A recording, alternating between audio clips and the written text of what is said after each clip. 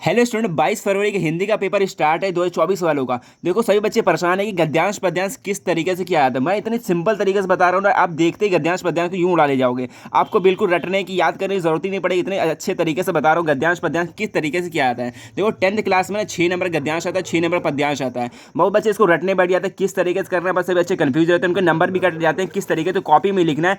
पूरी तरीका इसमें बताने वाला हूँ किस तरीके से कॉपी में लिखना है और किस तरीके से समझना है, कौन चैप्टर से लिए गए, किस तरीके से पूरा करना है। बहुत ही सिंपल तरीके से बताऊंगा, इसलिए वीडियो को एंजॉय करके तो अच्छे से देखना। यहाँ पे 6 नंबर का एक और अथवा में एक और आता है 6 नंबर का, ये ठीक है ना, दो आता है। यहाँ पे दो में से एक करना होता है। इसी तरीके से पद्यांश में भी दो ठो आता है, वो भी 6-6 नंबर का। पहले यहाँ पे मैं गद्यांश बता रहा हूँ किस तरीके से गद्यांश करना है पूरे 6 नंबर का। तो यहाँ पे देखना 6 नंबर की दर्ज करने वाला हूँ।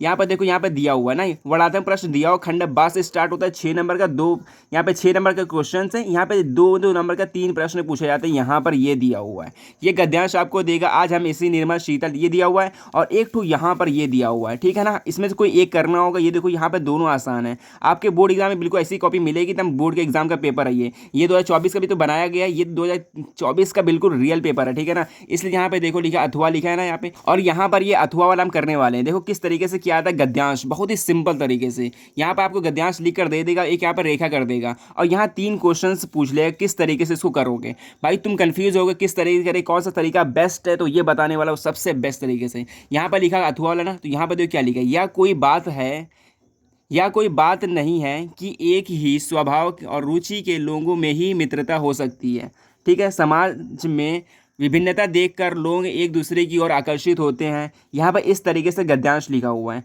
अब तुम समझोगे किस चैप्टर से लिया गया है। अगर तुम पढ़ोगे ना, हल्का सा थोड़ा दिमाग लगाओगे, यहाँ पे तो लिखा हुआ मित्रता, लिख रहा ना मित्रता, तो मित्रता चैप्टर से लिया गया है। इसका तो लेखक है, तो हल्का सा तुम्हें पढ़ना पड़ेगा कौन से इसके लेखक है। आचार्य रामचंद्र शुक्ल जी हैं। इसी को इस तरीके तो कॉपी में किस तरीके लिखना है, यहाँ पर ये बता रहा हूँ। ये देखो ये कॉपी है, ठीक है। अगर तुम ये पढ़ोगे समझ में आ जाए कौन चैप्टर से लिया गया, देखो देखोगे तो मित्रता चैप्टर से लिया गया है। अब इसको कॉपी में किस तरीके लिखना है, बहुत सिंपल तरीके, तो बहुत अच्छे तरीके से, एक नंबर भी ना कटे, तो ये देख लो। तो फिर कॉपी में बिल्कुल इस तरीके से ही लिखना है, जिसमें एक नंबर भी ना कटे। आपको पहले डालना है खंड बा, और यहाँ से डालना है प्रश्नोत्तर संख्या ये। और सबसे बेस्ट तरीका ये होता है, देखो यहाँ पर जो स्टार्टिंग है कुछ डाल दो, फिर डैश डैश करके स्टार्टिंग कुछ डाला, फिर डैश डैश करके लास्ट वाला जो लिखा हुआ है, यहाँ पर देखो क्या लिखा है, धीर उत्साही का, यहाँ पर लिख दिया धीर उत्साही का। अब तुम्हें डालना है संदर्भ, तुम्हें संदर्भ करना है। यहाँ पर देखो पूछा क्वेश्चन पहला क्या, उपयुक्त गद्यांश का संदर्भ लिखिए। संदर्भ में क्या होता है, बहुत ही सिंपल होता है, इसको याद करने की जरूरत नहीं पड़ती है, बस आपको लिखना होता है। बचपन से लिखते आ रहे हो। यहाँ पे प्रस्तुत गद्यांश हमारी पाठ्य पुस्तक, जो ये ऊपर गद्यांश दिया ना, इसलिए गद्यांश लिखो। प्रस्तुत गद्यांश हमारी पाठ्य पुस्तक हिंदी के मित्रता। अब तूने पढ़ा, देखो यहाँ पे लिखा हुआ खुद ही, यहाँ दिख जाएगा आपको मित्रता। यहाँ देखो मित्र लिखा हुआ है, 2-3 जगह दिख जाएगा।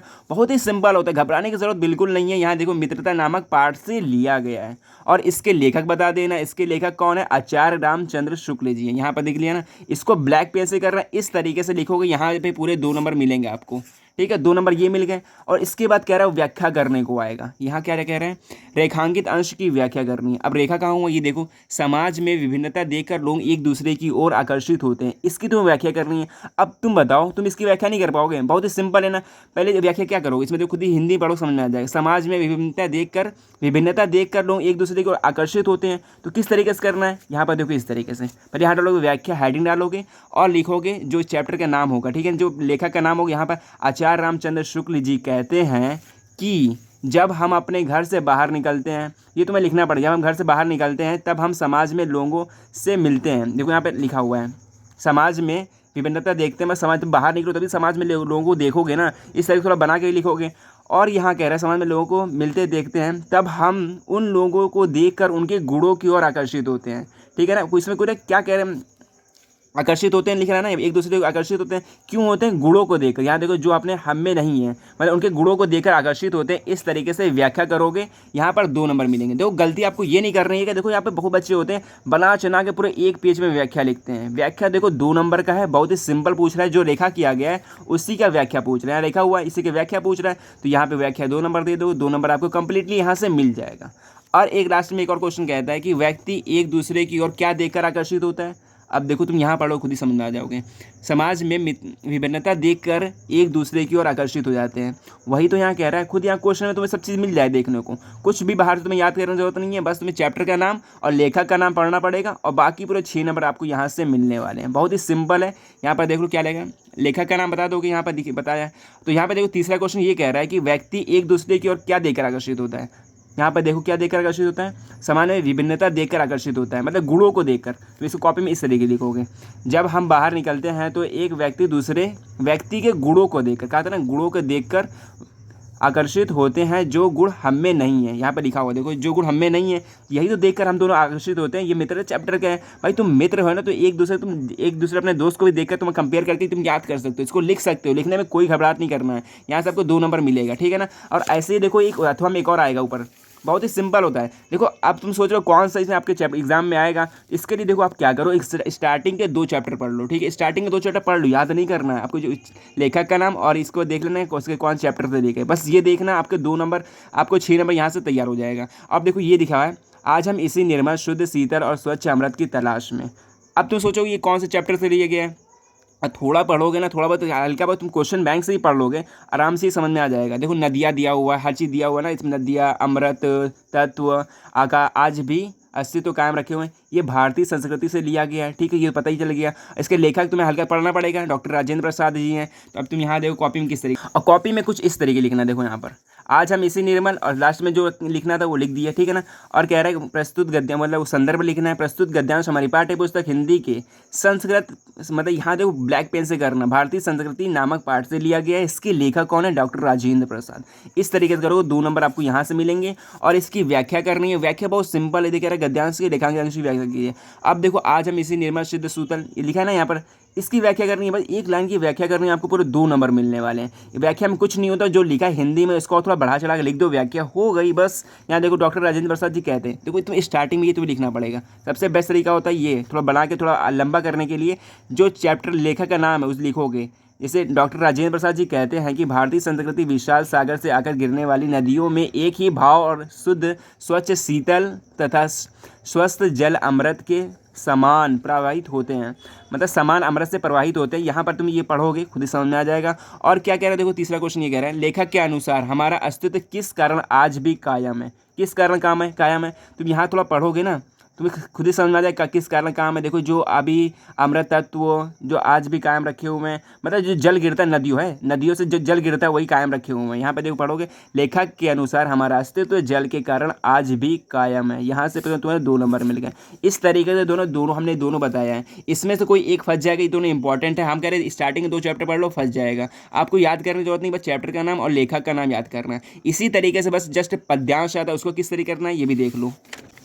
और सेम इसी तरीके से पद्यांश आता है 6 नंबर का, ठीक है ना। यहाँ पर ये पद्यांश दे देगा और इसी तरीके से यहाँ पर 3 क्वेश्चन पूछ लेगा, संदर्भ लिखो, व्याख्या लिखो, एक और शब्द यहाँ पूछ लेगा, मधुकर शब्द का अर्थ बताना है। 3 यहाँ क्वेश्चन पूछेगा, बहुत ईजी क्वेश्चन है, इसको भी देख लो किस तरीके से करना है। इससे पहले तो आप यहाँ पढ़ोगे कि यहाँ पे क्या कह रहा है, देखो यहाँ पर इसे पढ़ोगे पहले, यहाँ से निर्गुण कौन देश कौबासी, ठीक है, यहाँ पढ़ोगे। और इस यहाँ पर थोड़ा देखोगे कौन चैप्टर से लिए गए। तो पद्यांश थोड़ा डिफिकल्ट होता है मानते हैं, गद्यांश तो बिल्कुल नहीं है। तो बस इसको स्टार्टिंग के 2 चैप्टर पढ़ लो, सिर्फ पढ़ लेना कौन कौन सी किस तरीके से इसमें पहचानना है, मतलब लेखक का नाम कौन है और इसके मतलब पाठ का नाम कौन है। तो ये पढ़ोगे थोड़ा समझ आएगा, ये सूरसागर नाम के पाठ से लिया गया है, ठीक। और इसके लेखक कौन है, सूरदास जी हैं, नाम से ही लग रहा है सूरसागर, तो सूरदास जी हैं।